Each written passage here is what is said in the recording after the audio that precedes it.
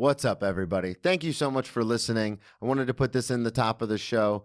Make sure you subscribe on Patreon, patreon.com/Brennan Tassif. Check out the merch store at brennantcomedy.com to get your ex-drinking buddy merch. Subscribe, rate, and review wherever you listen to podcasts. As always, we're coming to you live from Gotham Production Studios, and I hope you enjoy the episode. Grab me a beer and grab me a coke. We bout to sit for an hour, bullshit and tell jokes. And please don't mix it up, cause he done sobered up. Brennan T Comedy on your social media feeds. And Brennan Tassif is your ex-drinking buddy. Brennan Tassif is your ex-drinking buddy. Brennan Tassif is your ex-drinking buddy. Brennan Tassif is your ex-drinking buddy. What's up, everybody? Welcome into another edition of Brennan Tassif is your ex-drinking buddy. There's going to be a graphic there, I promise. Can't wait. Now it's just a blank TV.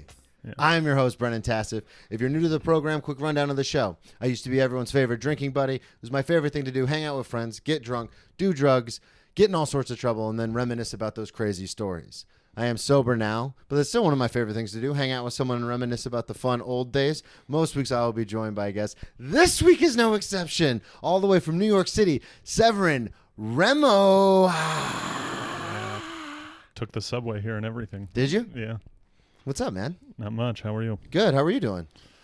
Pretty solid. Just making my way through the week. Yeah. I've been wanting to get you on for a while now. God, we've been talking about this for like 2 months. Yep. And you finally found the time, which I greatly appreciate. Yeah, no problem. Just I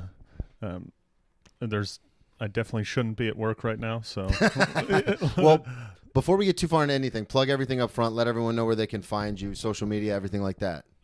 just at Sevrin Remmo on Instagram. I don't really mess with TikTok. Yeah. And Good for you. yeah, haven't put much out on YouTube yet either. Okay. So.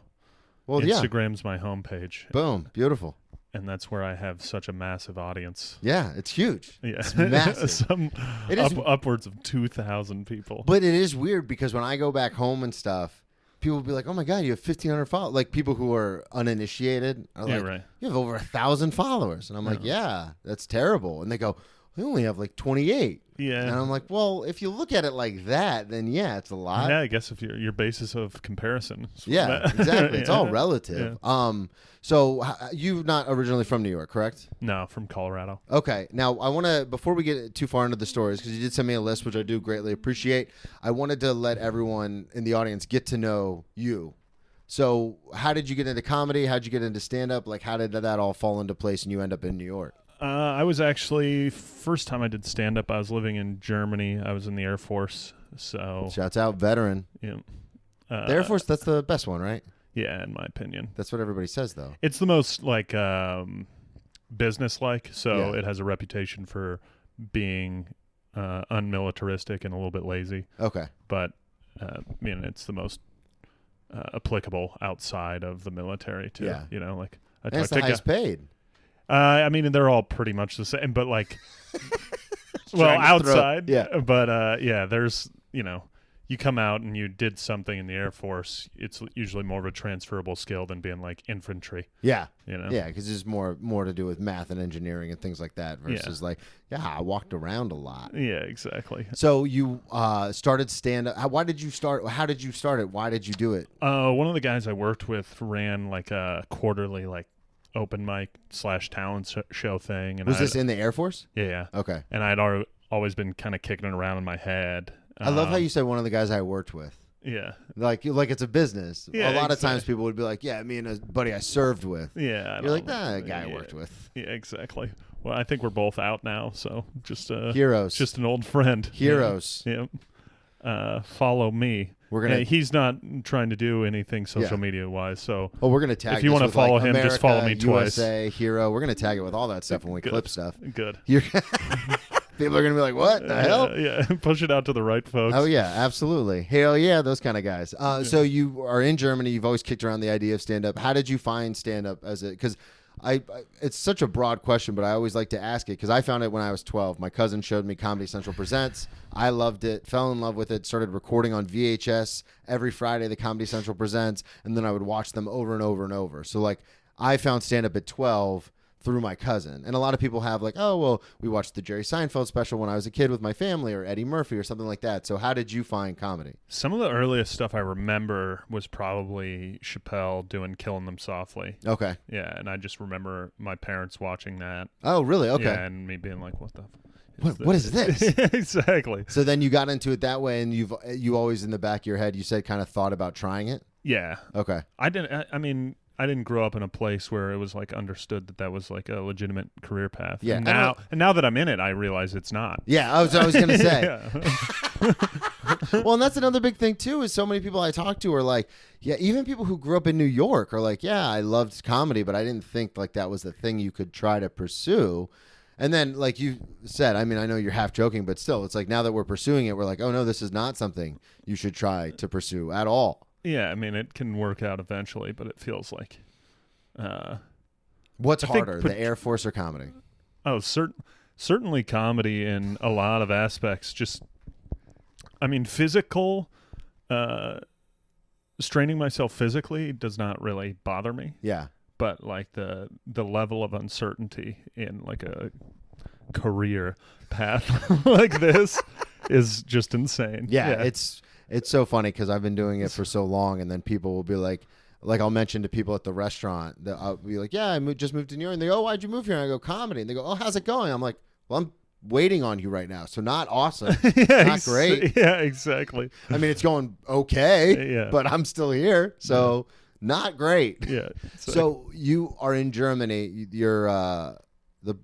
Your friend is doing, you said a quarterly, like every 3 months he's doing like an open mic talent. And is that for like the base? Is that for the people? Yeah, it's just like this base-wide event thing. And you thought like, I'm going to try stand-up? Yeah. How did it go? Terrible. Yeah. 5 minutes, don't think I got a single laugh. You didn't get a single laugh? No. But then I did it the next quarter. Yeah. And I did 8 minutes, and I got like 5 laughs.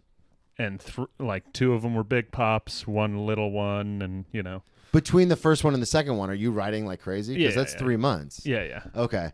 And how are you trying the stuff out? I wasn't. Okay, I was gonna say, how do you know what to keep in the 8 minutes and what not to keep? I just never knew for the most part. God, and then that's I was so like, uncertain. And that's why I don't know how to really count my time in Germany, because I was out there for 2 years, and you know, I was like, at most, I was getting up like 5 times a month. Yeah. Where are you getting up at other places? Me and this musician dude kind of ran an open mic for a while. Okay. Again, on the base? Yep. So is everything... And then it was off base at an Irish pub, and then I would drive up to Luxembourg, which had a little scene, and it has like a burgeoning scene now. Okay. So if you ever want to do comedy in Luxembourg, Luxembourg is where it's at if you're over on that side of the world. It's a cool little town. But it's been around for thousands of years. Yeah, exactly. Pretty cool. Pretty cultured over there. Yeah. Well, I mean, other than the little hiccup that they had in the 40s. Other than that, it's pretty cultured. Pretty cool.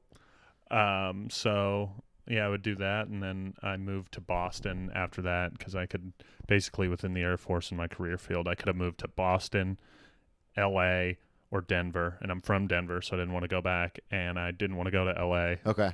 So I was like, Boston, I hear comedy's good there. And that's what I was going to ask. So when you get your orders to ship out, to move out, are you thinking about comedy? Pretty much exclusively. Okay, perfect. So that's exactly what I was going to say, is that's the only thing you had in mind. So why not L.A.? I just didn't feel like I was going to be an L.A. guy. Yeah, you don't it come off didn't as an LA guy. resonate with me. Yeah. The bald guy with the beard and the muscles? Yeah, maybe not an L.A. person. Yeah, exactly. So you go to Boston, and how long ago was this? That was 2019 is when I got to Boston. So when did you start? You said you were in Germany for 2 years? Yeah. So you started in 2017? Yeah. Okay. And then you get to Boston. How long were you there before you moved to New York? 3 years, but you know, I got there in 2019. I did comedy for 6 months, and then everything shut down. Yeah. So why the move to New York? Were you done with the Air Force and you were just like, this is where I'm going? I needed to massively change my life. Okay. Yeah. All right. Like I was stagnant romantically, like just went through a breakup. I was stagnant in my career, and I was stagnant in comedy, and I realized that all of those things weren't really going like anywhere in Boston. Yeah. So I was like, I should probably get the hell out of here.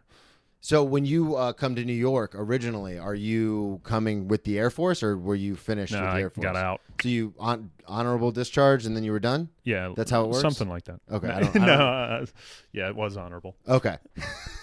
But I don't know how it works. Isn't it like a because my only point of reference is my grandfather, who was an original Green Beret, did 20 years and then you retire. Yeah, he sounds like a pussy. So he died from a stroke. So I mean, how tough could he really be? No, God, hopefully no one in my family hears that. We're kidding. We're joking. It's jokes. Yeah. But so that's my only point of reference. So for when people say like, oh, I did, 2 tours and then got out, or I did X number of years and got out. How does that work? Do you just sign a contract and then once it's up, Yeah, you can so just leave? where I went to school, you owed 5 years after you graduated. Where did you go to school? Air Force Academy. Oh, you did go. Okay, Yeah. so you're a Falcon. Yeah. Oh yeah. I know it. Yeah. And so I owed 5 years. I did. So you go in as an officer. Yeah. So you incur another more commitment if you PCS, which is where they move you. So if I would have moved again within the Air Force to like Denver or something, I would have owed another year. Okay. But I finished my 5, and then I basically avoided the decision to leave for an extra year, and so I got out at 6 years. Oh, okay. Yeah. So when you get out, is this because you said you were stagnant in comedy and your career and everything? So when you got out, were you just like, all right, now I'm going to hit the ground running, or like kind of what happened when you got to New York? Was it like a big culture shock? Because I mean, Boston and New York's not that crazy. No, and I'd come out here like a lot of my buddies that I kind of was around in Boston had already moved out here. Yeah. As far as like comics and stuff. Yeah. Okay. And so I had come out and visited 4 or 5 times, liked it. Really plotted my move job-wise, wanted to get a job where it allowed me to pursue this on the side and, live somewhat comfortably. Absolutely. So was able to do all that, and I like where I work now and all that shit. And, yeah. Here I am doing a podcast in the middle of the day on what's today? Wednesday. Yep. So when you get here, did you jump into comedy? Were you like checking out all the mics and doing the thing? Okay. Yeah, Tell me about it. How was it when you got here? It was kind of funny because I heard some people that they like move here and they're like, yeah, I gave it like 2 to 5 months to just get settled in, get used to the city. I give it a week. Yeah, I was like, I hit like when I first moved here, I was like way overboard. I was like the opposite direction. I was like, oh, if I can hit 25 mics in a week. Holy shit. But that's when I was like looking for a place and stuff. But yeah. Once I finally got out here, it was, just a normal good clip. Yeah. But it was like, I was not like, I'm not living in this town to just hang out in my apartment. I say that all the time because I have friends that I did comedy with that have moved to New York or will like come to visit for extended periods of time. And they're like, oh, well, I want to like experience New York and do New York thing. And I go, that's not why we got here. That's not why we're here. Yeah. And then it's the same thing at work because I work in a swanky steakhouse. And I know I've said this before, so my listeners are probably sick of it. But like people that I work with are like, Brendan, you're pretty good at this. Like if you worked 5 or 6 days a week, you could clear like 150 and live super comfortably. And I'm like, yeah, but I didn't move to New York for that. Right. Like I moved to New York to do comedy and I only work enough to pay my bills so I can continue to do comedy. Right. So it doesn't make sense to me. So I'm in your boat where I'm like, why would we come here and spend all that money and all that time and all that heartache to get here just to not do what we came here for? Yeah, and I have this thing that I do now is, people come out to visit me, and that's when I do the New Yorkie shit. Yeah, because too. I'm not going to be doing comedy. Like, I'm not going to take them to open mics. Or when my sisters come out to visit, I do the same. I'm like, all right, let's go. We'll look at the sites, and because I love doing that. Like, I still go to the museums in my off time, but a lot of it is still under the guise of like, I need material. Yep, yeah, exactly. I need something to happen to me. Yeah, exactly. I need to get hit by a car at this museum or something. I need to have someone attack me on the subway, like something. Come on, something. So a lot of times when you're just walking around in the city, it's to find material because you can only find it. That's another thing too. Is I think you have to allow if you have that constantly in your mind, that can be challenging. You have to allow yourself to actually get bored. Well, and that's the other thing. Yeah, you have to let life happen. Yeah. And that's something because Lenny Bruce is one of my biggest inspirations and I've read all his books and stuff. And that at the end of his autobiography, people say, where did you find inspiration from? And he goes, everywhere. It's all around us. Yeah. And so that's like something I take with me is like, I'll go to the museum because I'm like, all right, I just want to go and have a day where I don't have to fucking worry about X, Y, and Z, like Mike's or the podcast, or it's just a place for my brain to go and shut off. Because I'm, one of my degrees is in history. So a lot of times I'll go to the Met and go up and like look at the, Washington crossing the Delaware or something like that. I'm just like, wow, this is so cool. And then I'll turn around and I'll see like a guy getting jerked off by a girl, and I go, boom, there's the material. Yeah. Check. We're out of here. Yeah, exactly. I'll see you next week. Yeah, exactly. So when you get here, you're like out into the open mic scene and stuff. What was your experience like when you first got here? Because I know we were talking about it before the show, and I've mentioned it before. I thought because, I've been doing comedy since 2009. I had about, roughly an hour. I had the podcast. I thought I was going to move here, and the vice president of showbiz was going to be like, you're going to make it. See, here's your contract. And that's not what happened. So when you got here, you had obviously been doing comedy a lot less, and then on and off, obviously, in Germany and then in Boston. So what was your expectation when you first arrived? Well, I wasn't really getting booked like a huge amount in Boston, so I didn't come with any expectation of that starting to happen here. Really smart. Yeah. Because I was heartbroken and still am. Yeah, I was happy to... I'm always just happy working on the stuff. Yeah. So I just did that, and I found that the comics in New York were much more friendly, and they embraced me much more than the comics in Boston did. Are you fucking kidding me, dude? Yeah. The guys in Boston weren't fucking sweethearts? Yeah.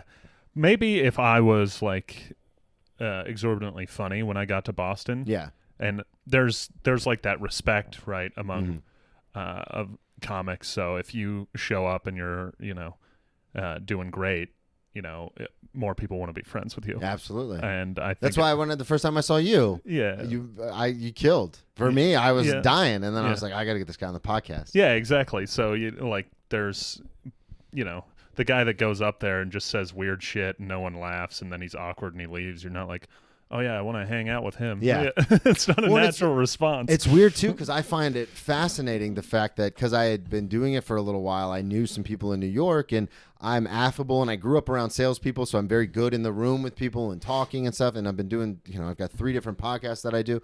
So it's one of those things where I've gotten pretty good at talking to people. Mm-hmm. And so it's funny because sometimes comics after mics will be like, how do you know so-and-so? Like X, Y, and Z, like how do you know these people? And I go, I just go to the club because I'm at the same mics they are. So they're confused in the sense where it's like, you're doing what I'm doing, but how are you friends with so-and-so? And I go, I just go to the clubs and I hang out, and sometimes I get guest spots at the shows and I start talking to people, and then we become friends. And they go, oh, so you do a lot of the hanging? And I go, yeah. And they go, next time you hang, can I hang? And I'll be honest with you, sometimes it's those awkward people who don't get laughs, and I'm like, I guess I'll DM you next time I'm going to go out. And in my head, I'm like, you can't. Or sometimes I'll invite people thinking it's going to be good, and they'll stare at their phone the whole time. And I go, that's not, you ask me how I know these people? It's not doing that.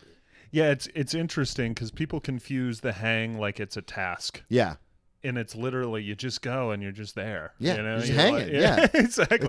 You're just like it's not like so you can meet this person and you're like, holy shit, you're like touching their face and shit. But that's the other thing too, is it's like it's not transitive. It's not I'm gonna do A, so hopefully B happens, and then that'll equal C. It doesn't work like that. Yeah, I would like to be more familiar with these people. Yeah, I want to be more a part of the comedy scene, and that entails hanging out with comics and talking shit. Yeah. So and I love doing this. Like my favorite thing is to gossip. Right. And especially about comedy. Oh my God. That's gotten me in trouble on this show. I'll start telling a story and I'll be like, fuck it, I'm not going to edit it out. And then I'll get a text from someone like, what the fuck, dude? And I'm like, well, I mean, it's not wrong. Well, it's out there, so sorry. My bad. So you had no expectations when you got here, and you were just crushing, just doing mics.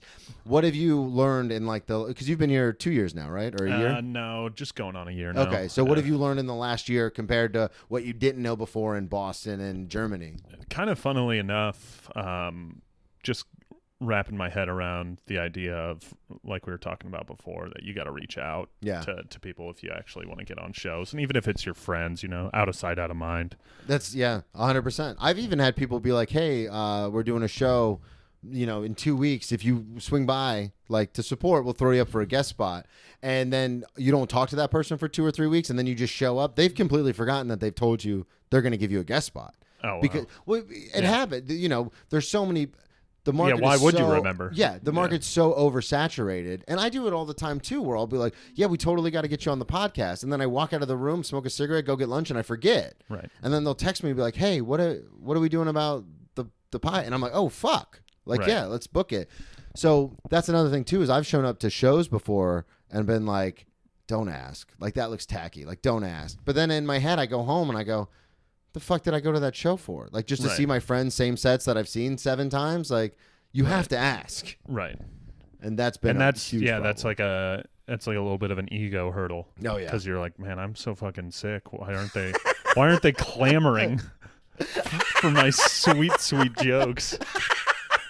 You hope that you show up and then they're like, oh my God, I can't believe you're here. How have we lived without you? Yeah, exactly. That happened to me on Sunday. This was the New Kids Comedy, and I've had both of the hosts or the producers on this podcast, and it was so funny because I showed up and everyone lit up. They were like, Brennan's here. Oh my God, you came. We can't believe you came. And I was like, yeah, I told you I was going to take off work. And in my head, I thought like, oh, obviously they told me they were going to give me a guest spot because they're so excited I'm here. Yeah. And then the first comic goes up. Nobody says anything to me. The second comic goes up. The third comic goes up. And I go, oh, they forgot they told me they were going to give me a guest spot. Yeah. And then I just stayed till the end. And I was like, all right, cool. I mean, it was a fun show. I love the people who produce it. But at the same time, I was like, and then you got to passive aggressively give them shit about that for the rest of their Oh, lives. yeah. Hey, thanks for the guest spot. yeah, thanks. I took off work for that. I appreciate that. Thank you. Thank you for remembering. Exactly. Cost me a lot of money.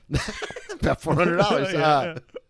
So I want to get into, because now you're doing comedy obviously here in New York, and we kind of established that. But when did you start drinking and like, because you don't drink anymore, correct? Not really. I mean, like I'll have a cocktail or two like quarterly, and then no, you really are it's businessly minded. well, Like, it's kind of funny because that's what it ends up being. It's like once every 3 months I'll have 2 cocktails, and the next day I'll feel 10 to 15% worse than I would have if I hadn't had the cocktails. Yeah. And that is completely unacceptable to me. And You're I like, just "This sucks." yeah, exactly. So- it's not even like a hangover. It's like a mild. just a little tired. Yeah, And and you're like, I'm I'm like- normally not tired like yeah, this. yeah. And I'm like, fuck that. Yeah.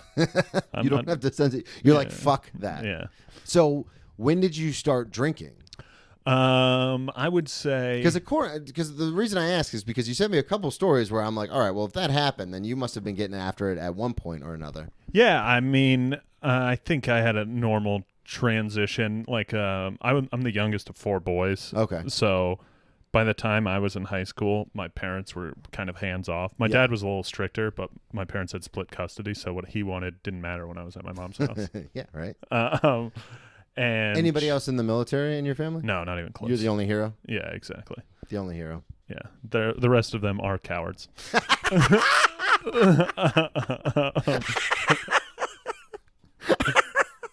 I remember one time I had a guest. I'm gonna put that in my act. That's funny. I remember one time I had a guest at the restaurant, and he just assumed that I had served. Like, not tables. He assumed I had served in the armed forces, and I was like, "Oh no, never did." And he goes, "Oh really? Like, you seem so put together, and you've got such a clean uniform at work, and like you just seem really respectful. Like, you give off the vibe as if you were in the military." I said, "Oh no, it's just my grandfather was an original Green Beret, and at one point I had thought to go into the military, but my grandfather urged against it because he had such a hard time in the Army as far as when he was done, like getting disability and stuff like that. They really fucked him. So he was like, don't do it." Yeah. And I told this guest that, and like it shattered because his whole identity, his whole world was being in the military, and he was just like, "What do you mean?" Exactly. And I was, it's not. Well, it's a brainwashing too. It's like they pump in this idea that you're being in the military is the greatest thing because. I mean, if it wasn't, why are you? Why doing would it? you do? Why? Yeah. Why would you even be here? Yeah. And it's bad, particularly in the Marines. Yeah. He was just like, "No, it's the greatest," and I go, "Oh, it's not." It's not the experience that my grandfather had, and then he told me about. He actually said it's pretty horrible conditions, and they never gave him his disability. He had to fight for it, like legally, for 20 years before he got it, and then when he got it, they only gave him a partial. Like, it was really bad, and he was like, "It's the greatest," and I was like, "All right, man." Yeah, I get it. You've tied your whole life to that idea. So your other brothers are cowards. Yep. So growing up with 4 boys, what was you were getting into it, and then I interrupted. What was it like as far as like the partying, the drinking, the hanging out? So yeah, I watched my brothers party in high school, and then when I got to high school, I started partying a little bit, and then, I was kind of resistant to it. Drank maybe a few times as like a sophomore when I was like 16, and then as a junior when I was 17, started getting after it a little bit, and then when my senior year, I was like, it was like Thursday, Friday, Saturday. Oh, okay. Kind of thing. Yeah. Not in football season or the first half of the year, but like that second semester Oh, where yeah. I was like, I was just like school. I wasn't taking any classes that were really that challenging. Maybe one, And or you're whatever. done. You're out. Yeah, exactly. Did you go to? And then I committed to the Air Force That's what I was Academy. gonna So I had 6 weeks of summer before I went to basic training. Okay. So it was Thursday, Friday, Saturday, all that. Yeah. And I went on like spring break that year, and that's when I blacked out for the first time. Did you commit to Air Force to play football? Yeah, What position did you play? right tackle. Right tackle. A hero and a protector. Yeah, soldier, scholar, athlete. Soldier. That's the name of the episode. There we go. Right tackle. How much did you weigh? Probably my senior year, probably like 255. So Okay. that's probably just like the smallest one in D1. Well, you also, that's the thing is, and I mean, as a former D1 athlete who played at like a public university, we not made fun of, but you would always look at like Army, Navy, and the Air Force like, well, they can't compete in the level of that. Everyone has to be relatively in shape. So you can't have like a 320-pound offensive lineman because they also have to go through PT every morning. Yeah, there was like some physical standards, and then they removed The fatties? There was like a 1.5 mile run requirement, and It's a timed one, right? Like Yeah. You have to. It's But- not just finishing it; like you have to do it. in a yeah. specific- But then I think the year after I graduated, I also just didn't want to be like, it didn't help me to be massively fat. yeah, But like they removed that and made it like a bike test. So now if you look at Air Force's offensive linemen, I think they're sending, one kid's going to the NFL. Yeah, I and he's saw like that. 6'3", 315. yeah. The nose guard 2 years after I left, he was this big Samoan dude, and he was a 6'1", 330 guy. Jesus. And he could run a little bit. Dude. Yeah. It must have been just terrifying to block. Okay, so Yeah. they eventually took out that because Yeah. I remember I graduated high school in 2006, and I remember that's when West Point had the middle linebacker that got drafted by the Lions, and there was this whole controversy because it was like, well, he has a 5-year commitment, so is he Yeah. going to do the NFL before or after the commitment? And then a lot of people in the NFL were like, well, he should go to the NFL and then he can do it after. And the Yeah. West Point was like, that's not how it works. Right. Like he signed up to do it, so we're not going to give him like forbearance or whatever, so he could Yeah. go play in the NFL. Like, what if he gets hurt? Then he's useless to us, and all the money we just put into him to train him as a soldier is gone. Yeah, I mean, the whole sports teams there are kind of like marketing for the military. So Yeah, by that standpoint, it's like, why not have this like golden goose of a marketing thing just in the NFL?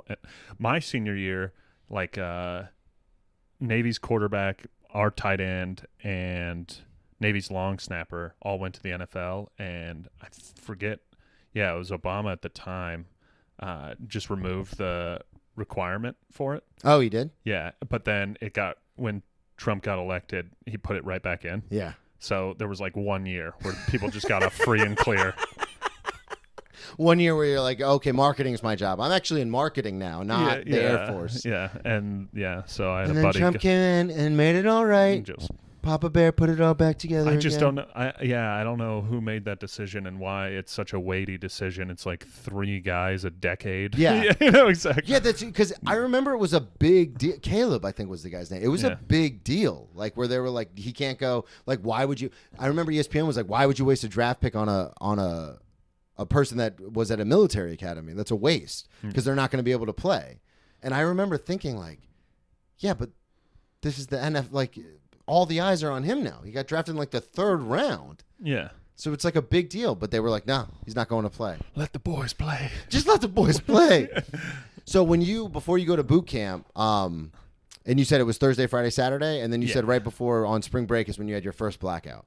Yeah, I just remember kind of wanting everyone had blacked out. Where's this at? Where do you go to This is in spring Mexico. break? Okay. Yeah. What part of Mexico? It was Cozumel. Yeah. It was funny, man. I went with a couple of buddies, and Because you grew up in Denver, you said, right? yeah, and it was like we were down there for 10 days. Holy shit. And yeah, it was just way too long. And I think like it was $1,100 for like a 10-day all-inclusive. Yeah. So it was just like $90, $85 a day. Can't beat it. Yeah, I mean, just the quality was terrible. Oh, it was bad. Yeah. I thought it was one of those things where it's like, oh, it's $90 a day, but you're in like a 5-star hotel. I went like my senior year. We went to like Cabo and paid like $2,000 or whatever. And that was like way better. Or yeah, it was like $1,500 for 4 or 5 days. Yeah. So essentially twice as expensive. And yeah, the amenities were way better. The food was way better. The alcohol was way cleaner. But this one was just. I mean, how did it happen? Why did you end up going to Mexico? Were you just we just kind of wanted to. Yeah, okay. His folks, my buddy's folks wanted to go down there and take us, and we were like, oh, yeah. Oh, see, that's awesome. See, I grew up in Florida where spring break kind of comes to us. Right. So it's one of those things where like other people go to places and we're like, well, we're already here. Like, especially because I grew up near the beach in Florida. So it's like, why would I go somewhere? Like everyone else that I talk to who grew up obviously in the Midwest or just even on the West Coast, it's like, no, we go somewhere for spring break. And it's like, I'm kind of the place you go to. I'm in that place. So it's like I never thought to travel for spring break.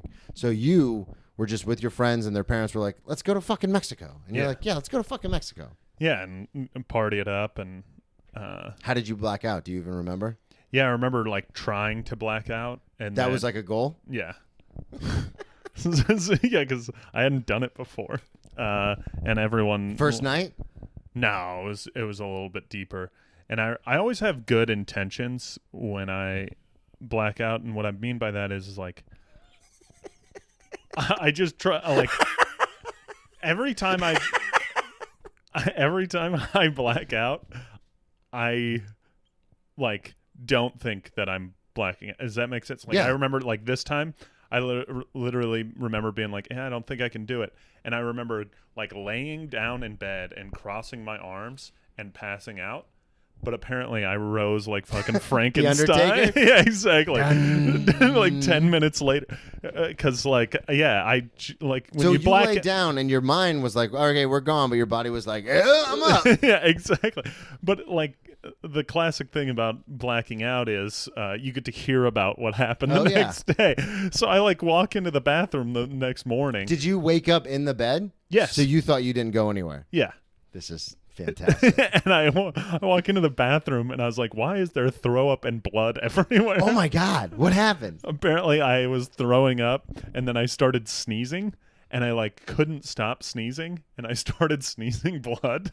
Oh my God! And my buddy that was with me was just like, ah! He's trying to take care. Oh my God, he's dying! He's dying! What the hell is that?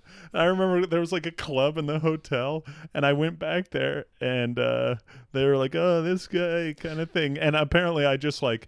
Because I remember going in the club earlier in that night and just like nothing happened. Yeah. But then apparently I went back and tried to find some guy. Was this before or after the vomit? I have no idea. Yeah, I didn't iron out a timeline. Okay, so I'm assuming you woke up, went to the club, you tried to fight a guy? Yeah, apparently.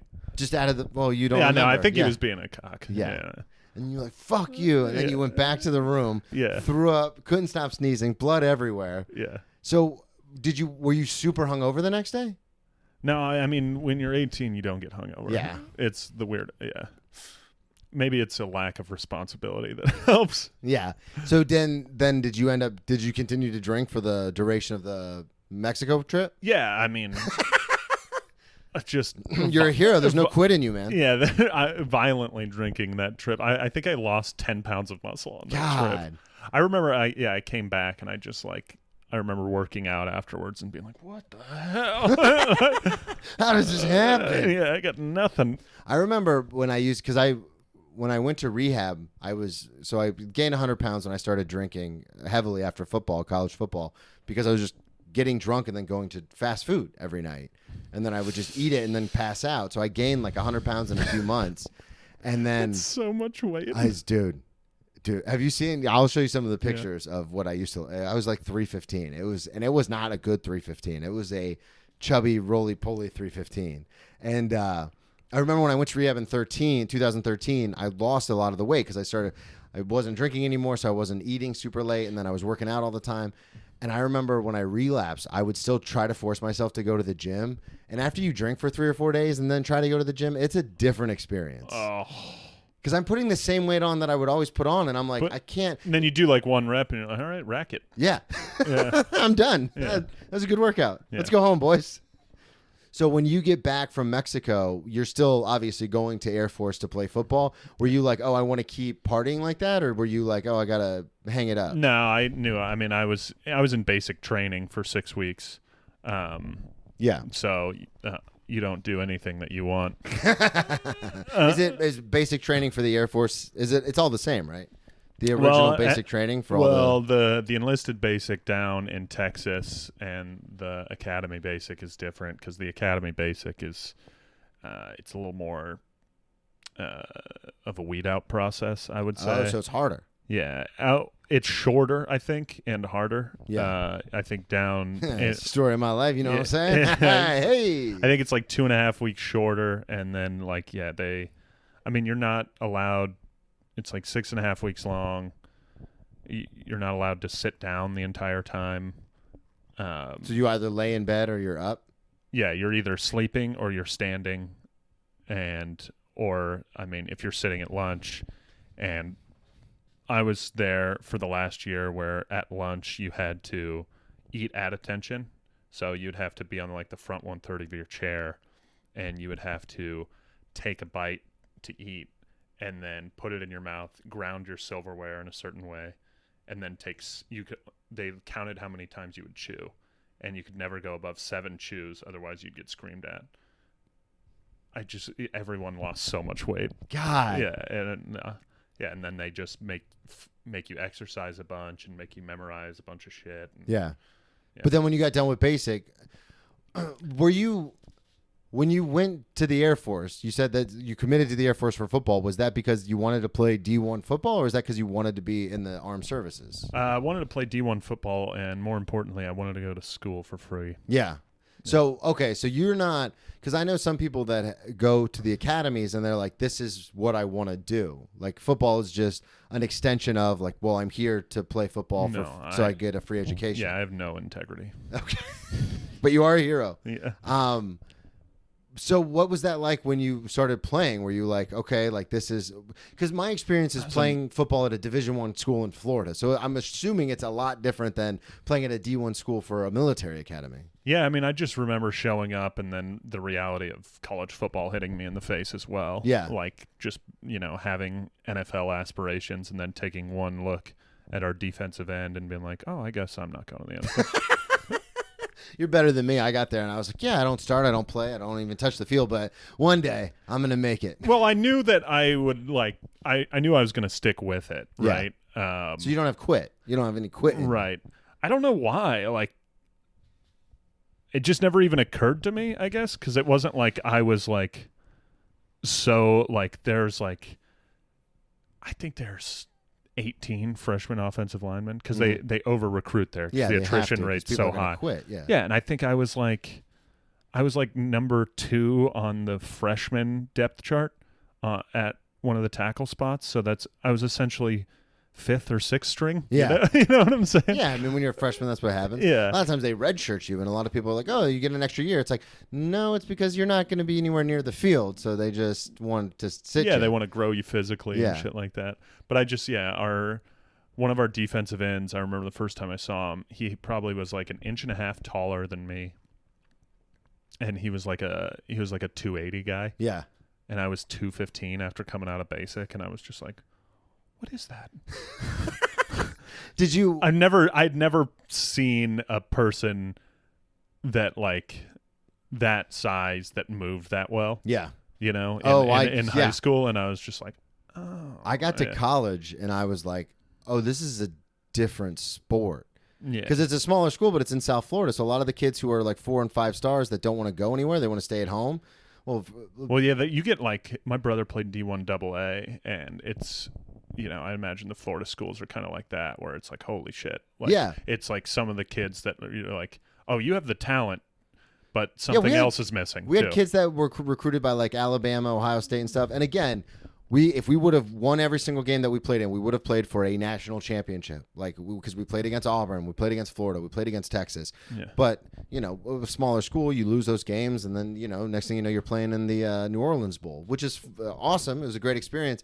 But I remember getting to South Florida, and we had 3- and 4-star recruits because they didn't want to go to Ohio. They'd never seen snow in their life. They didn't want to leave their mom. So they just stayed in the area, and a lot of them are from Delray and Broward County and stuff. So they just were like, oh, I'll go to FAU. And we were like thrilled because we're like, oh, fuck, look at the recruits we got. Yeah. And then I remember getting there and looking around being like, oh, these aren't the same type of humans that I played against in high school. These are like... No, yeah. I remember we had Franz Joseph, one of our middle linebackers, had those long dreads, and this is when the new Revo helmets came out. Yeah. He literally looked like the Predator from the movie The Predator. Yeah. Because he had the helmet and the dreads sticking out, and he was gigantic, and he was a middle linebacker. And I just remember thinking, like, oh, this is different. This is a lot different. Yeah, and then I was able to play against some of those bigger schools as well, and then you see the guys that go to the NFL on those teams, and they're like that next level of human past that. Yeah. It's like another level of evolution. Like, I was one past the caveman, and then these people were like three more echelons. Yeah, and you're like, what the hell? Jesus. So did you end up starting? Yeah, I started my junior and senior year. I got hurt like game 3 junior year, and didn't play again really that season. I was like healthy enough by like the bowl game. Yeah. But by that time, the offensive line had kind of gelled as a unit, so they weren't going to be like... you were out. Yeah. Can't fuck that chemistry up. Yeah, so... Were you better than the guy that was starting at right tackle? You can call him out. First and last name, right into the camera. Yeah, it was actually the guy who played guard next to me the following year. And he was probably... He was less athletic than me, but more of like a fire hydrant, if that makes sense. A mauler, yeah. Yeah. So did you play against anybody that the listeners would know as far as your senior year? I played against Shalik Calhoun. He hasn't really done much in the NFL. I played against... I thought you were going to say like Myles Garrett or something. No, dude. I played against... we played against Notre Dame my junior year. Yeah. So Stephon Tuitt. Yeah. Isaac Rochelle, who's the Viking safety. Safety, yeah. I mean their team was stacked. Yeah. Lewis Nix. Because I remember when we played against Florida, the University of Florida, they had Tebow and Urban Meyer was there. Yeah. And Jared Goff. Yeah. Oh, you guys played against Cal? Yeah, that was our bowl game my senior year. Okay. It was like our safety got ejected in the first quarter. Fuck yeah, he did. And then it was like, okay, I guess they're just going to throw it right over the top of us. What was the final score? I think it was like 54-37. Oh, okay. So you guys... But it wasn't that close. Yeah. Yeah. A couple of garbage time touchdowns. Not even that. It just like...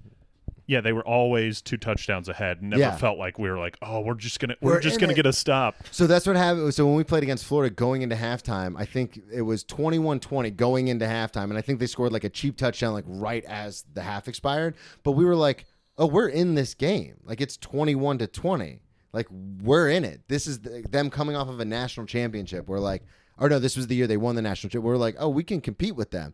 And then we ended up losing the game 52-20. We never scored again. I don't know what Urban said to Tim in the locker room, but just made like a slight adjustment. But going into halftime, we're like, we're down by 1 point against fucking the University of Florida. Like, this could be that Cinderella season. And then we got smashed in the second half. Yeah. So did you ever have any, because you played in bowl games and stuff, what's the conference that, are they independent? Mountain West. Oh, okay. Oh, so you're in you're in a conference. It's a real thing. Yeah. San Diego State.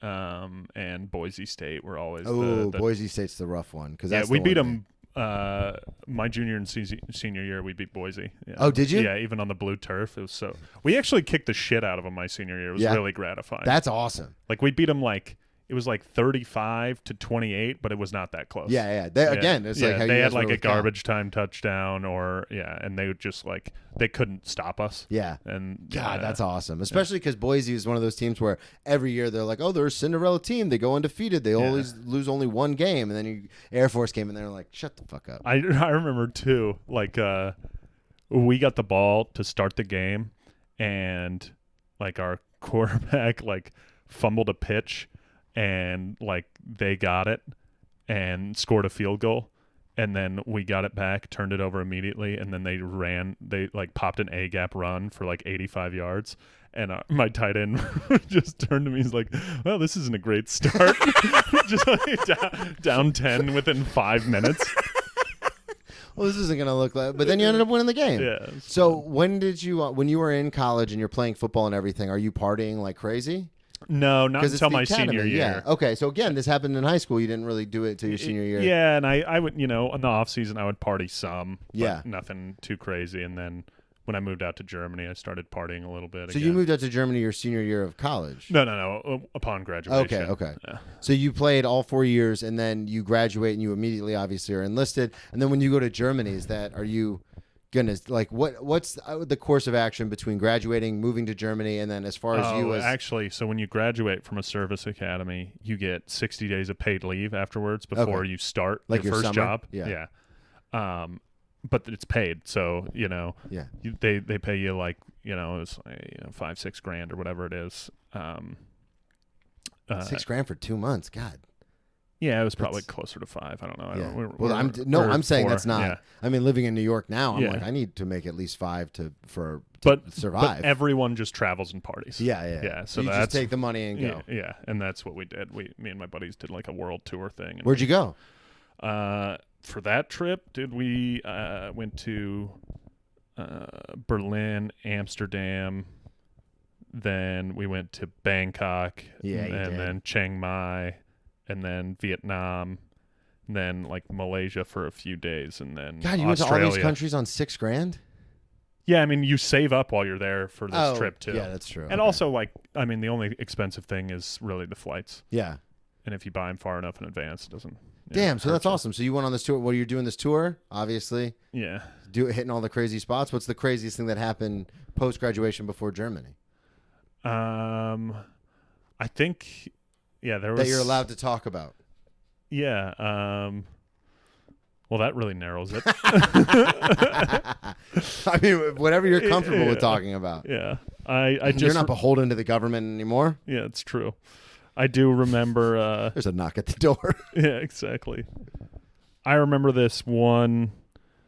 There was like an island in Indonesia that we were partying on, and I just remember I must have had over 20 drinks that night. Jesus. And it was just like, it was over the course of like 6 hours. Yeah. And I couldn't believe the next day that I was like fine or functional at all. Yeah. Did you do anything crazy? Did you get arrested? Did you get into a fight? Did you throw up and sneeze at the same time and blood everywhere?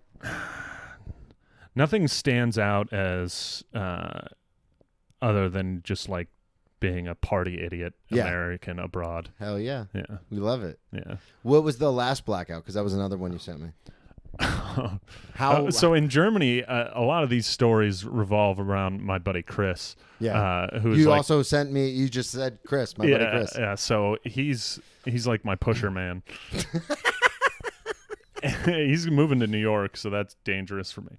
We're going to up those quarterly numbers. Yeah, exactly. We're going to up those numbers. And he loves drinking, and he's the type of guy that like if you're getting together with buddies and people don't want to drink, he's like personally offended. Yeah.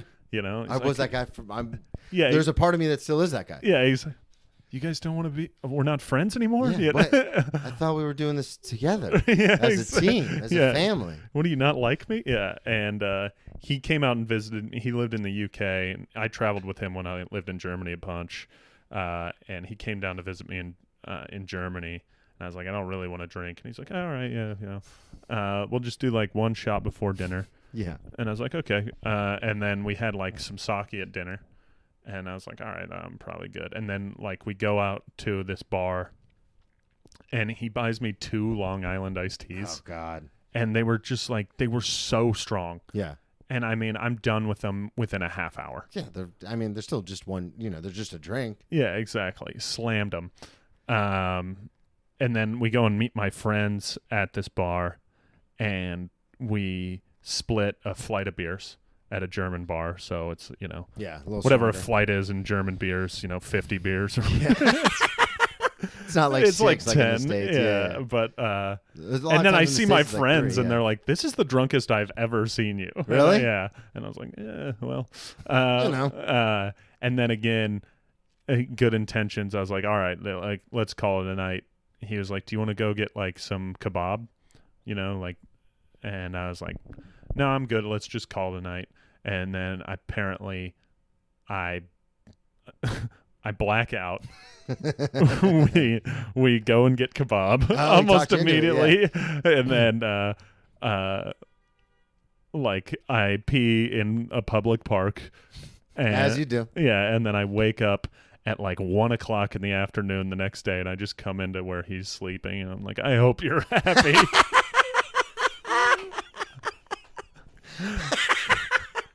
I hope you're happy. And he was, yeah. Oh, he was probably so stoked. What was the après-ski? Oh, this is another story with him. With Chris? Yeah. So we're down in big party ski mountain, one of the biggest resorts in Austria. Okay. It's called St. Anton. Great place to shred. So all of those mountains in Austria have the après-ski. It's where basically as the mountain's closing, everybody just like slams beers and parties in their ski gear. Yeah. And there's this place, and it's like, it's like halfway down the last hill, and everybody's just slamming beers, and we partied there from like 5:30 till like 8 o'clock, 8:30 at night, and then everybody has to ski down the rest of the mountain. Shit. So, and it's just kind of the Wild West out there. It's Yeah. not like, it's not as regulated as like American ski mountains, which is nice in some ways. And then I just remember we walk by, and then we see like another venue kind of doing something, and there's like this snowbank that's like the wall to the venue, and I just barrel roll over the top of it. I'm here. Yeah, and then I'm in this fucking thing, and I get a drink because it's an open bar. Yeah. Because these are respectable people, and it turns out it's like a European convention for anesthesiologists. Oh, for real? Yeah. So you And then broke I'm just- in, you yeah. crashed the party by going over the ski bank. Yeah. And then you're just drinking Yeah, and then with these doctors. Yeah, exactly. And I was like some of the guys found it entertaining. None of the women did. And I find it's really hard to hit on a European doctor in ski boots. Were you like, hey, what's up? Yeah, exactly. And they're just like, How you guys doing? oh, what Anybody else ski around here? Yeah, Huh? exactly. And then I just remember like he was there with me, and then I just remember like us feeling that pressure, like this may not end well if we don't like get out of here. Yeah. And I just like was having fun with this group of people. The woman hated me, but that's all right. And I just remember like, okay, I'm gonna go, and I just like I make a beeline for the snowbank to roll back over.